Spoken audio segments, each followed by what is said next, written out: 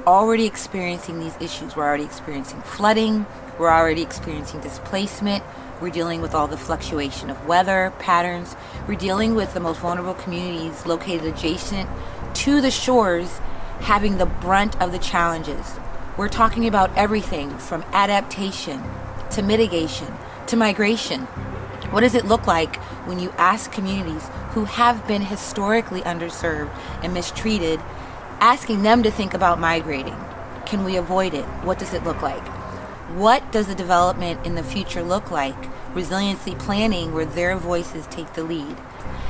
We have for the last year been a part of the Resilient by Design Challenge, and it's an extraordinary challenge because what it's done is highlight the fact that the Bay Area is key to the future of resiliency planning. We visited and toured what they're dealing with and started to talk about what would it look like community-led design. You can imagine in the World War II era, the U.S. military kind of recruiting workers from, say, the American South, largely African-American, person of color communities, and recruiting them to the Bay Area and having a shipbuilding community. And then once the war was over, those jobs disappeared, and you have these temporary settlements with inadequate infrastructure that where the individuals who were living there were unable to move anywhere within the county or the Bay Area, sometimes literally by law because of redlining and categorical exclusion of either lending policies or land access policies. Now, take that circumstance and bring it full forward to now with sea level rise and extreme storm events.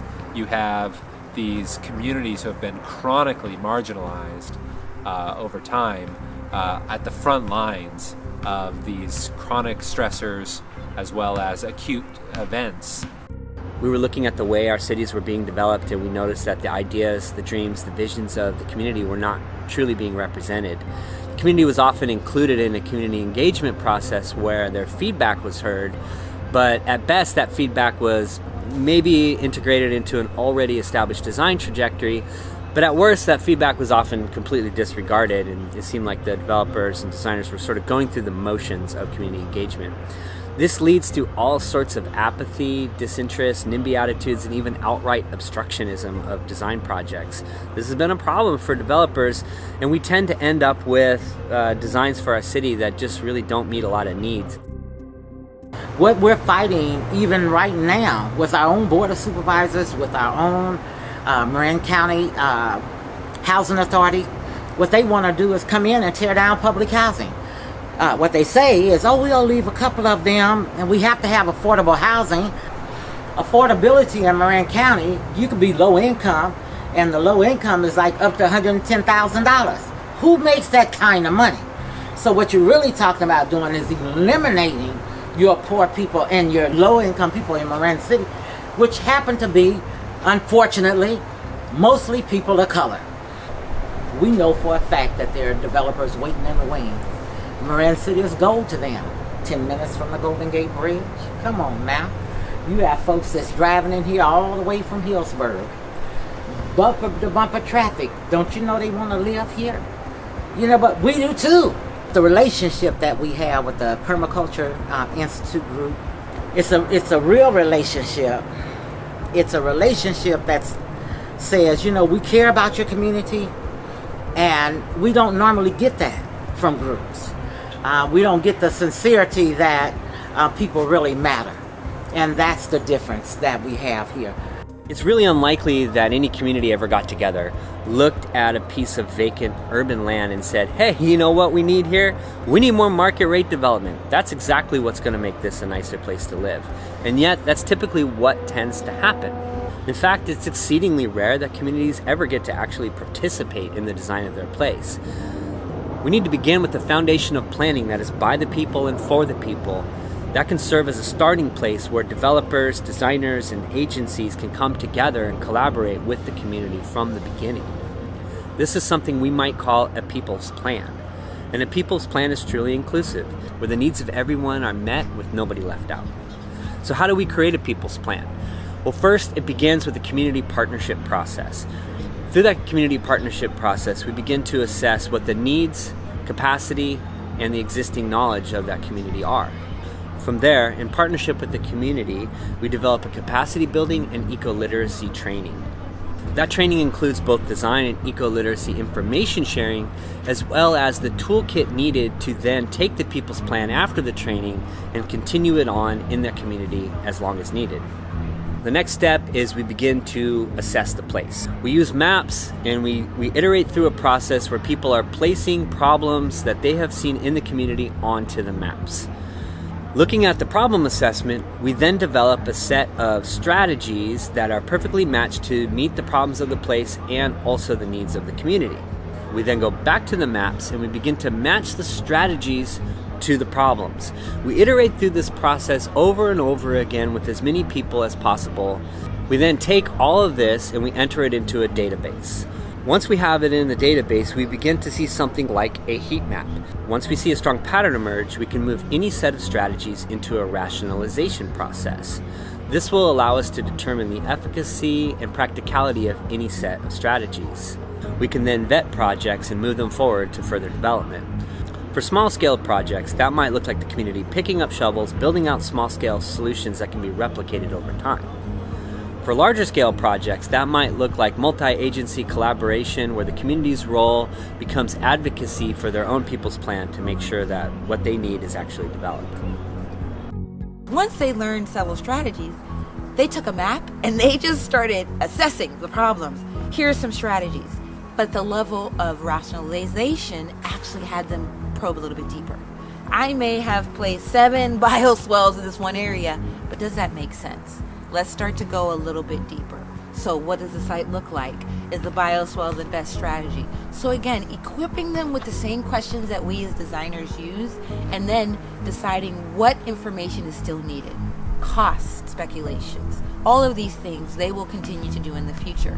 And then eventually, all of the assessment and all the strategies have come together to form the People's Plan. So now we have 6 sites throughout Marin City that's a combination of maybe 3 to 7 different strategies they've learned in each site that can be started with.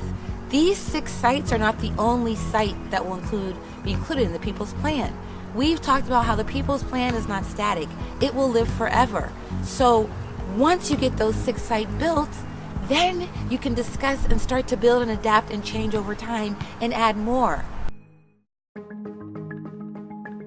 To create a whole system plan for any community, we must first engage in a deep assessment of place.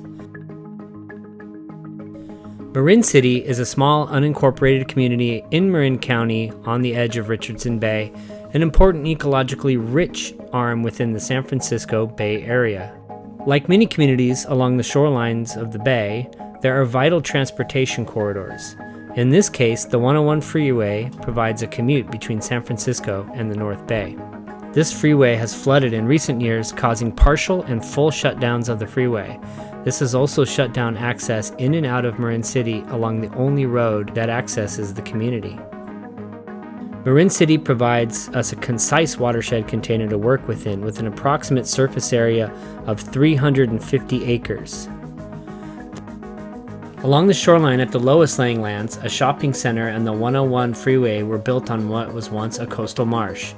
Between these two sits the detention basin, which has been receiving excess silt from stormwater runoff.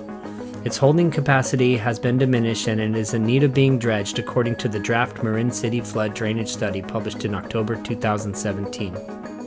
At approximately 200 acres, the residential areas along the foot of the hillside are a combination of public housing projects, private developments, and original homes built by an African American community of shipbuilders and workers who traveled here during World War II for work and to serve our country. A community-based assessment has indicated that there are numerous and frequent flooding issues at a variety of scales throughout this area. At the top of the watershed, we have approximately 150 acres of unmanaged regrowth forest that has been established after clear-cutting during the early years of development of the Bay Area. During our preliminary assessment walks, we discovered unmanaged erosion gullies and numerous locations where silt, large biomass, and debris were passing into the storm drain system. The combination of an undersized, aging, and poorly maintained drainage system, poor siting of infrastructure in flood-prone areas, and increased frequency and scale of storm events along with high tides has resulted in the escalation of impact of flood events. To address these combined issues, we are proposing a set of distributed, small-scale strategies based upon best practices already established within low-impact development. The community partnered with the students of UED Lab at Yale University to create draft renderings to be used as a communication tool to take any of these projects to next steps. For example, the commissioning of biddable specifications. Each of the following 6 sites may serve as a showcase of strategies that can be replicated throughout Marin City. First, we have a retrofit of the Manzanita Community Center into a resiliency hub, complete with an intergenerational garden, large cisterns, disaster supplies, rain gardens, and solar power for emergencies. A daylighted creek extends from the community center down to Donahue along the edge of the school and into an infiltration basin that is also connected to a series of bioswales along Donahue. The detention basin at the shopping center can be retrofitted with raised boardwalks and enhanced ecologically for education and recreation. An expansion of its footprint and dredging will greatly increase the holding capacity. The corner of Drake and Donahue is a critical intervention point for flooding. Rain gardens and bioswales and open spaces will increase infiltration and holding while mitigating flooding in the street as well as enhance the beauty of the landscape. The erosion gullies behind Building 69 serve as a strategic point to begin a pattern of restoration all across the watershed. An existing heritage orchard can be restored and replanted for the community to enjoy.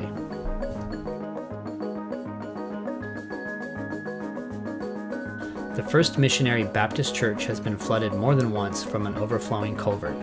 A diversion drain will direct water around the church while neighboring green spaces can become showcase examples of resilient homes.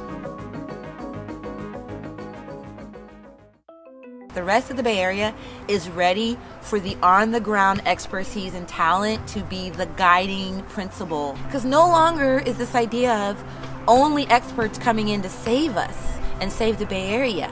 Now it's the homegrown expertise partnering with, other experts. But again, starting with the homegrown people, living with these issues, experiencing them day by day. They now understand a lot of what I understand in a very short time. It's been very empowering and reiterating something that I know, ultimately, that we all are designers. We can change the agency side and the government side and the corporation side to see the residents as creators and as equals at the table. And so the People's Plan is a perfect way to do that. And I can easily see the People's Plan being something that is a tool to help the community leaders here and throughout the Bay Area. I feel like it's a passing of the baton, and it's time for my age group and my generation to really step up and, take control of, of Marin City and what our future is. If we don't do it, then what you see now may not be what it, in the next 10 years. It might be, not Marin City. So I feel like I have to step up and utilize my leadership skills to, fight back and make a change for the better. One thing that has me thinking differently now is becoming one with the raindrop and thinking of how would this raindrop travel, where would it go, what would it do, what would it affect? And thinking like that, not just for now, but thinking about the future generations to come. How would this raindrop affect now and later? And then coming up with ways that would effectively capture that raindrop and put it to good use so that it doesn't cause damage now or even more damage later. To me, that was one of the most interesting things.